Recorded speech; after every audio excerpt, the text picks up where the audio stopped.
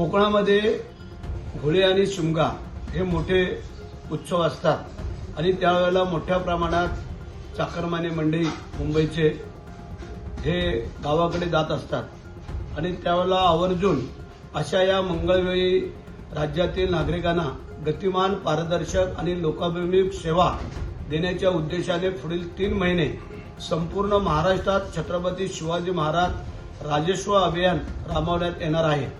मुख्यमंत्री देवेंद्र फडणवीस यांच्या सूचनेनुसार सुरू होणाऱ्या या अभियानाअंतर्गत 15 महत्वाच्या महसूल सेवा थेट नागरिकांना उपलब्ध करून दिल्या जाणार असल्याची माहिती महसूल मंत्री चंद्रशेखर बावनकुळे यांनी दिली आहे।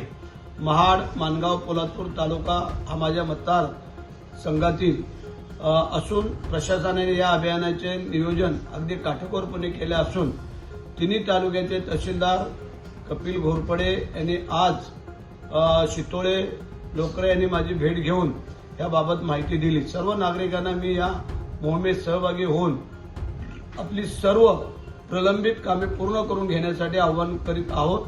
जय हिंद, जय महाराष्ट्र।